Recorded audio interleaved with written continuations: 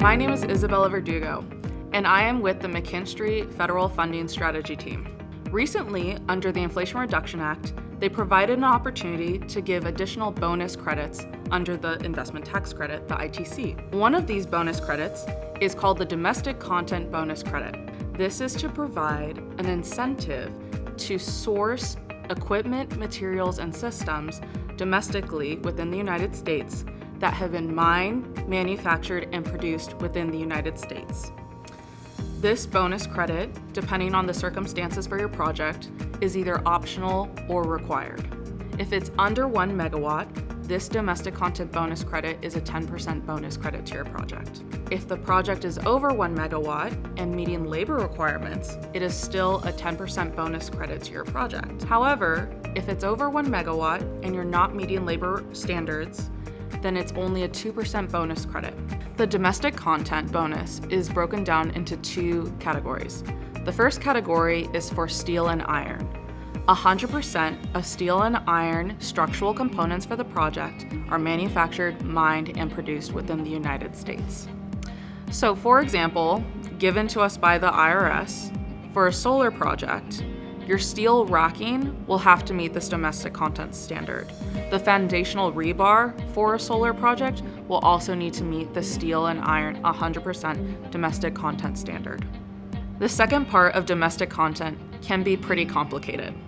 It's dependent on the cost of the manufactured goods. This cost percentage is a sliding scale. Starting in 2024, 40% of the manufactured goods costs must be from the United States. And this is a sliding scale by 5% each year until 2027, where 55% of the manufactured good costs must be sourced from the United States. Now, the part that gets tricky is if you have a component that usually is made up of a bunch of subcomponents. If all those subcomponents are sourced from the United States, then all those costs can be included in this manufactured good cost percentage. But if you have a component and subcomponents are from the United States, and there's at least one subcomponent that is not from the United States, then only the direct material costs and the labor costs of the United States subcomponents can be included in the manufactured goods cost percentage. This is all due to project circumstance.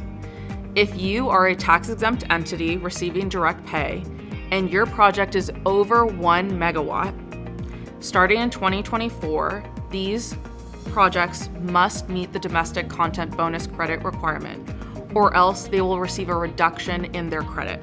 So in 2024, if domestic content is not met and you are receiving a direct payment and your project is over 1 megawatt, then you will receive only 90% of the total credit you would have received. This goes down to 85% in 2025. And after projects in 2025, if you're not meeting the domestic content, then direct pay clients with projects over 1 megawatt will receive 0 of the tax credit. In the cases for projects where domestic content is required, you will still receive the 10% bonus credit, even though it's considered a requirement for your project. This is super complicated. You have to do calculations, you have to keep track of costs, and we as McKinstry are prepared to be your trusted partner in guiding you through this very tricky process. We also highly recommend that you get a tax attorney on board or a tax advisor on board to help guide through this process to make sure all the due diligence is done through the paperwork required